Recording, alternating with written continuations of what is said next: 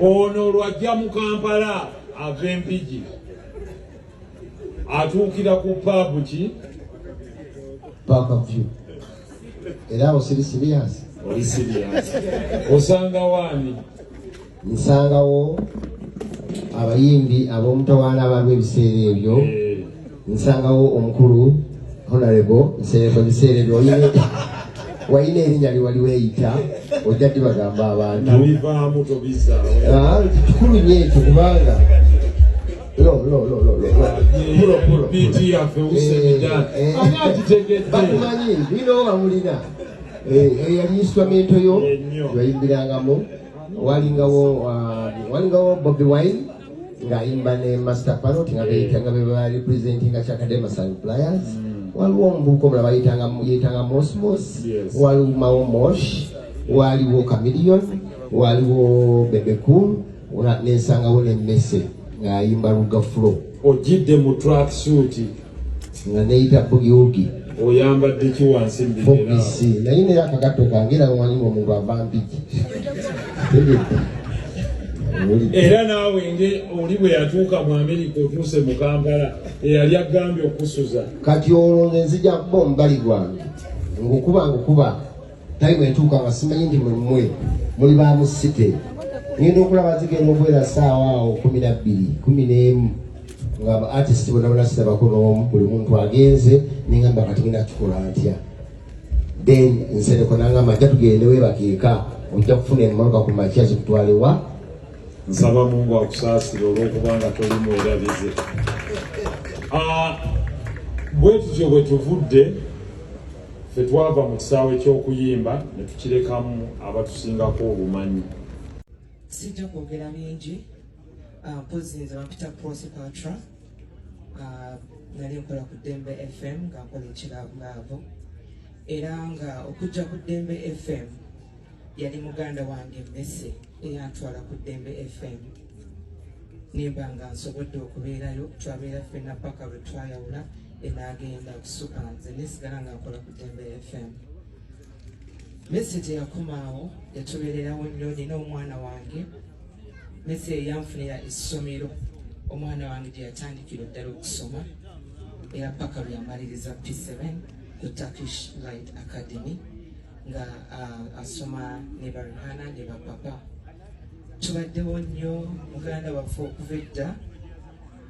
Ragadi yamu introducing to us kubanga batandika bonna baava wala, ayinza okuba tanaba kujja naye nga kimanya ayinza okuba niswe bali might be a little bit late naye nga abadde family friend yaba mu family friend nafuuka real deep friend. Waliwo baganda bange bembadde nkola nabo ku Dembe FM bayinza okuba tebasobodde kujja naye nga Messe tetulina kyetuyinza mwogerako. Assalamu alaikum warahmatullahi wabarakatuh. Agan Basewo Nabanyawo. Good afternoon, ladies and gentlemen. My name is Imperial Fahim Washington, one of the sons of Imperial Nicholas. I would like to thank everyone who has come here. I would like to thank my mother for taking care of us. I would like to thank my father for taking care of us also. I would like to thank the United States Association. I would like to thank my father's friends who are in the United States. I would like to thank my father's wife. I would like to thank my father's friends who are working with him in comedy. I would like to thank everyone who has come here for a sake of my dad. Thank you so much. I would like to thank my mother's siblings and also my father's siblings. I would like to thank everyone. I won't talk so much, but all I want to say is I love my father so much. I would like to tell him his favorite name, which he liked, was Big Boss Rambo, and I will always love him.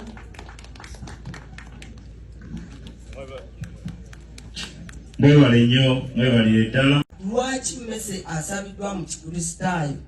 Nze na receivinga passport nengenda wansi nga bagikubyemu ebituli n'empapula ezamuleeta nga ziriko Mpirwe Nicholas. Singa yali yakyuka nga musiraamu yandize ali abuduka whatever. So bannange tuleme kwosa mmese. Twebaza nnyo Aisha yatuwadde ekisoboka. Naye bannange Yesu Kristaayo banaateekebwako emikono. Era passport njirina okiraga abannamawulire n'empapula ezaleeta bode nga ye Nicholas Mpirwe.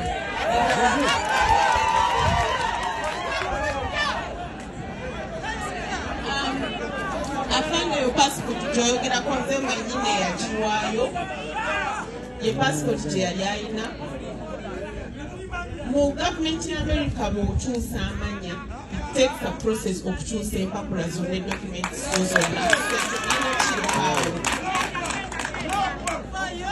amanya asenga sebbanga nga tuli wano mu Lumbe okuwerekera muganda waffe Mese Bontwe nga ndi wano ne Mwanyinaze Dorini. Mwanyinaze webale kuyimirira naffe, webale butatulekerera, batwagala mu bulamu ate ne muganda waffe taliiwo era osigadde otwagala.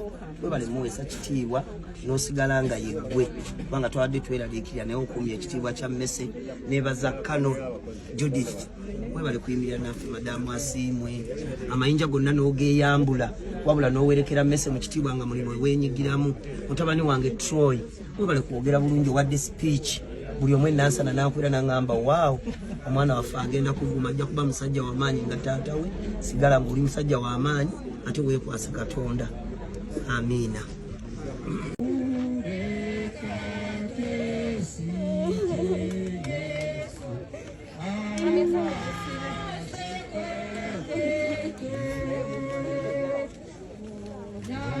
Bine ebizibu ebintudde mu mutima kumemera enkulukusa amaziga bibaawo naye okubigumira sikyayinza.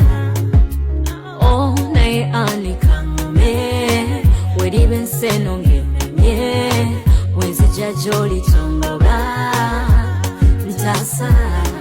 Pulani zange zibadde nnyingi nnyo gy'oli naye ndosewo zonna zizikire.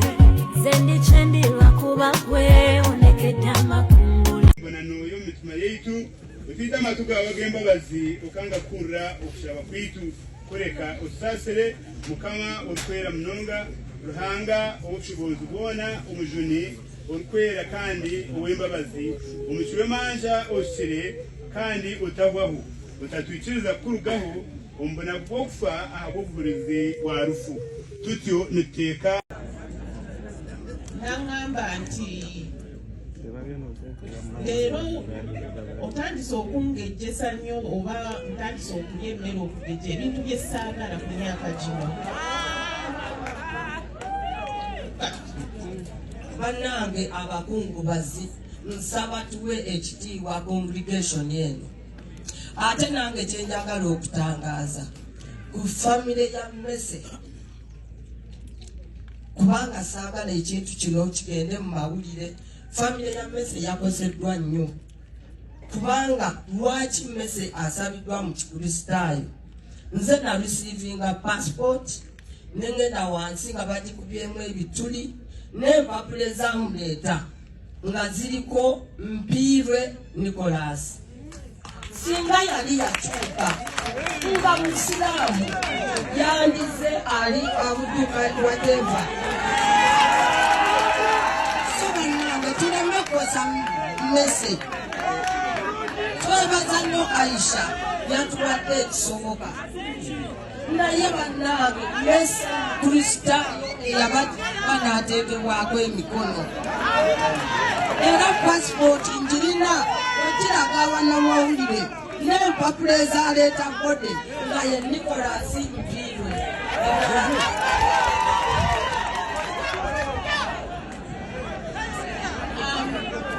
Afande yo passport joyogera konze mwenyine yagiwaayo ye passport gye yali alina mu gavumenti ya America bw'okyusa amanya it takes a process okukyusa empapula zonna documents zonna.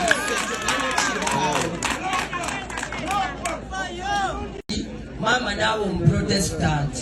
Bamama bano balina powers.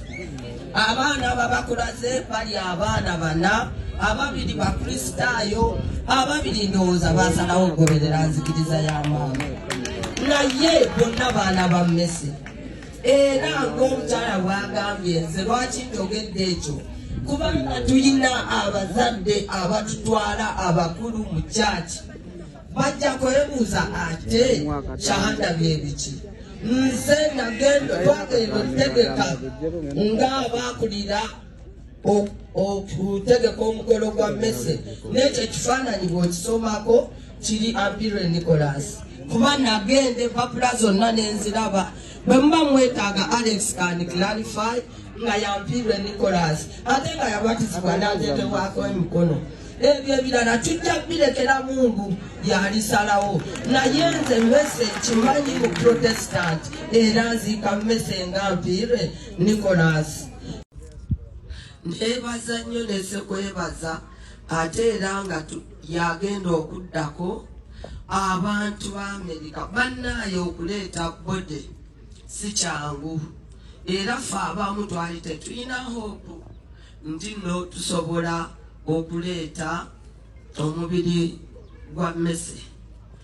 Nabadde guided abamu muyinza okumbuuza naye nga bw'omanyi kalica eba kalica ne famire eba famire mbadde dinwa okurespectinga their wish kubanga bangambye Alex yagenda okurepresentinga famire ye nga bwe mulabye okuva ku bazzukulu okutuuka ku ki. So bakyala baffe abalungi abawangadde ne Mmese, Fat, Mama Rihanna, Aisha, tukwebaza ne sekwebaza oyinza okuyimirirako n'owuubira ku bantu. Dora mu program zonna nali Somalia nga bagenda okwanjula era nange nina etafaali lye nateekako. Mwenna abakyala ba Mmese sigenda genda mu kalica kubanga baŋŋambye omwami wamwe yamaze obbanjula sobola kunogolayo kinoomu. My stress reliever Mmese, nsaba Mukama akuwe ekiwummulo ekirungi ate mmanye eyo gy'oli waggulu oli mu kusesa banno bitamba gyali baani. Suubira tulinayo malayika gwe tunasanga ng'atukoleredde ng'oyigiriza abeeyo kyekyokola. Nkimanyi oli mu kifo ekituufu because you had a pure soul. Mukama Mmese akuwe ekiwummulo eky'emirembe. Mmese emyaka nga 25 plus emabega bwe nali nkyali civilian nali nkola ne Mmese. Bwe nali mu vaaka yange eya senior 4 muzeeyi wange yasaba mukwano gwe kali mu Hilti ngende practicing ebya hotel since my late dad the late Sir John Bagire had a hotel called the Tembe Beach. Eyo gye nasangira Mmese ne tutandika okukola naye mu club gye bayitanga Lord's Night Club. Eyo club Kalimu yamala n'agikwasa management eyakyuka nefuuka Viper Room ng'ekulembera omwami Bob Kabonero, Kato ne Lugasira. Eyo nasangayo Mmese nekola naye ne RS Elvis owa Radio 1 n'omugenzi Roni abatono abamalu nabo kyemanyi bamumanyi. Twakwatagana bulungi. Bwe natuuka nga ntuse era nga nkyaliyo ku Equatorio natuuka nga maze senior 6 nga ndi mu senior 6 nenfuna ekirooto ekyo joininga politics era mu bantu be nasooka obuuza yali Mmese ne Rwagadi. Obudde obwo twali tutegedde Rwagadi abadde mukwano gwa Mmese nnyo nnyo era eyabadde alina okwogera ku lwa famire naye obwedda atugamba atuuka naye bw'aba tasobodde njogera obubaka bwe. Nsaba nnyo okwebaza Lwagati okuba nti nno bakwatagana ne munne ne batambuza obulamu bwabwe. Twatuuka obudde politics ng'awedde n'enjoyininga amagye, naye awo wonna twatambulanga n'emmese. Era n'obudde bwe yali agenda okugenda ebweru yatugambako. Nze natuuka nenva mu mukwano nenfukanga wa Luganda. Messi tetulina kyetuyinza mwogerako. He was always a smiling machine. He was always such a funny person. Takukkiriza mu kubeera mumbeera mbi. Era bwakusanga ng'oli a little bit moody, gagamba sister kati kiki ekiriwo, kiki ekigaanye, naye nga ngo he brightens up your day. Sijja kwogera bingi naye nja kubeebaza nnyo mwenna era nga nsaba kinnuma okulaba nti muganda wange kati njogera ekigambo rest in peace. It's not easy.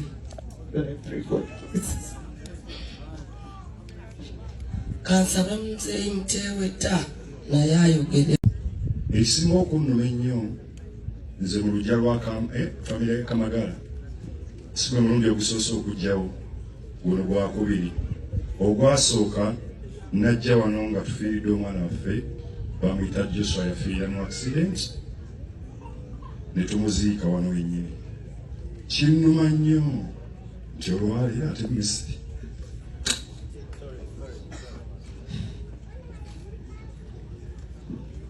asabe Stewart ng'omu ku bakama alina obubaka bwa bakama ba Messi naye alina message ayogereko. Mwenna mwebale nnyo namwe abaze olwaleero. Kyandibadde kibi ne tumuteeka wano mu kisaawe nga waliwo abantu basatu, naye okubanga ensi ekuŋŋaanye bweti mwebale nnyo, mwebalire ddala. Ebigambo bampita amanya mu nsonyiwe ebintu bitankana oluusi ne biva mu nsengeka yaabyo. Amanya nze Edward Kayemba, abandi bwe bamanyi nga Muzeeyi Muteweta ow'Ebbama. Tubadde banjawulo mu katemba waffe ono naye nga tukwatagana. Amalula famire baani nga tuli wamu.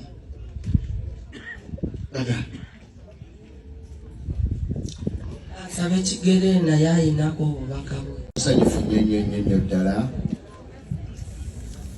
buli muntu yenna asobodde okujja ku mukolo guno ku mbaga esembayo eya Mpiro Nicholas ne mwerekereza emirimu gyammwe gyonna ne musalawo ne mujja ne mubeera naffe wano.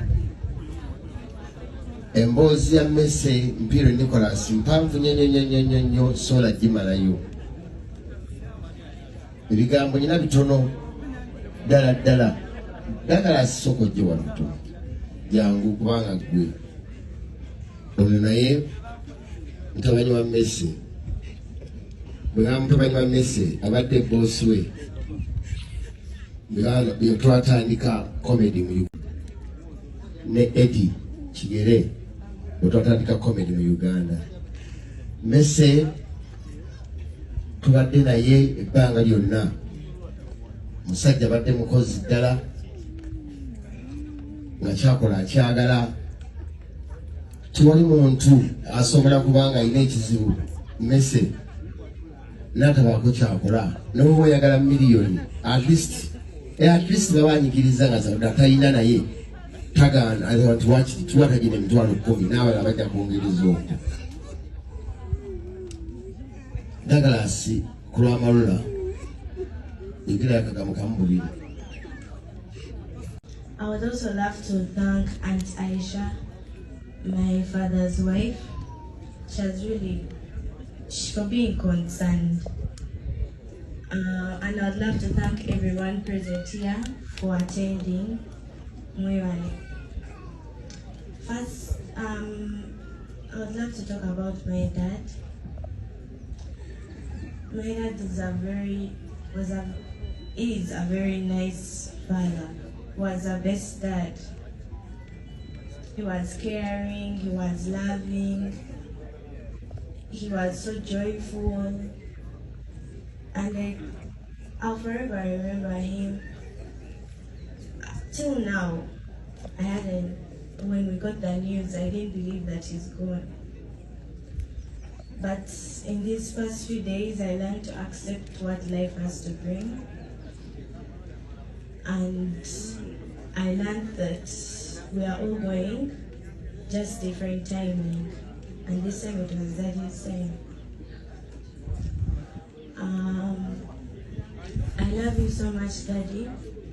Thank you for always being there for us.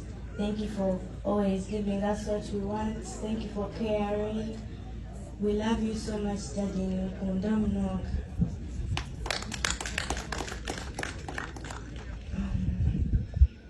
I would also love to thank all the members for Ozana Estate back at home. Thank you so much for caring. Thank you so much for coming. Yes, thank you for listening. Assalamu alaikum warahmatullahi wabarakatuh.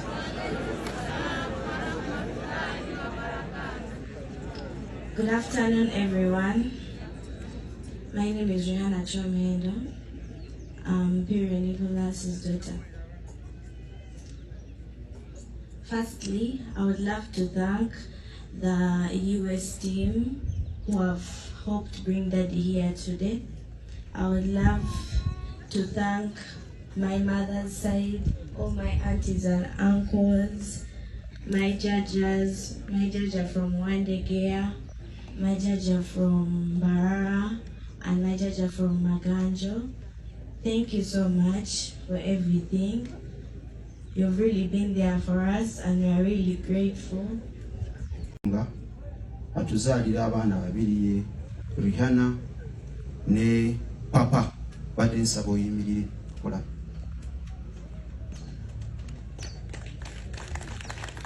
Madam Doreen Mbekeka Mpirwe atuzalira omwana gwe bayita Troy Keron Mpirwe nsaba oyimirire bakola. Kakati ekiddako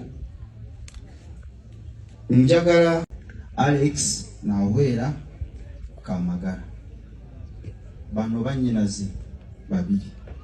Omu ye Mbabazi Hadija, omulala ye Gatushabe Morin. Bonna tuva mu lunyiriri lwa Kamagara.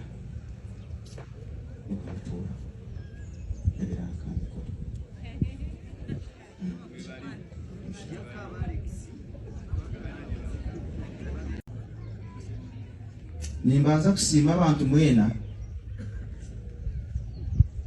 abaruga mu nshonda zoona okwijaha okutuyamba okutukwasa okuziika mukuru wange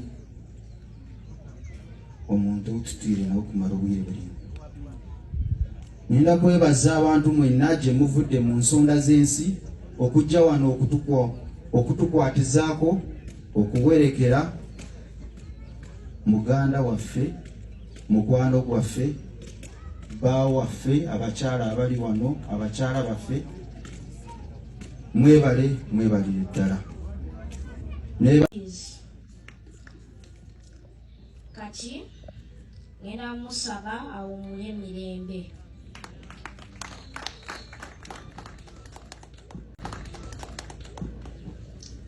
Nasiramta abatwirikize nguna twase Deriki mtalo wa meso mkulu.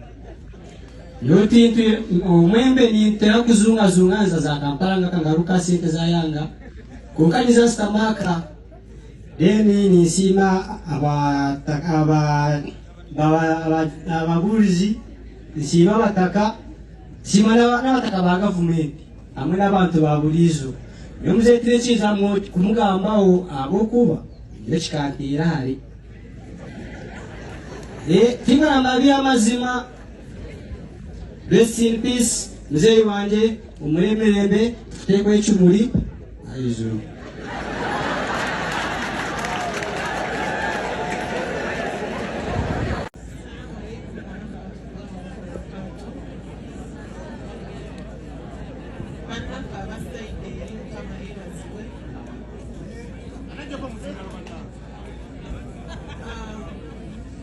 Omwami Mese Mpirwe oba kubamu abadde amanyikiddwa nga Abdulkarim yafanga ennaku z'omwezi 12 Desemba zaali essaawa nga 7:30 ogw'ekiro. Mese nyinza obutadda mu details naye mbadde nsaba munzikirize nsambaaze ebigamba nti omwami oyo yafa stress ekitaali kituufu. Mese yava yali mu store ng'alina ebintu byagula byali bintu by'abaana ng'alina gwagenda okubireeta e Uganda. Mukubira essimu ne mubuuza wa we yali n'agamba ndi mu store gyendi ngula bintu by'abaana naye nkomawo ewaka. Emisanako Mese abadde nga muntu afanya ku bulamu bwe. Nze nali ndabye abantu abaagala obulamu naye mbadde sirabangayo muntu ayagala bulamu nga Mese. Nga kyomugamba nti talya kigenda mukosa wabula ne bw'oba oyagala otya ne bwe kiba kiruma kitya katasobola kissa mu kamwake. Mese yali atandise okugejja n'aŋŋamba ntandise okugejja ate si byagala. And I can't.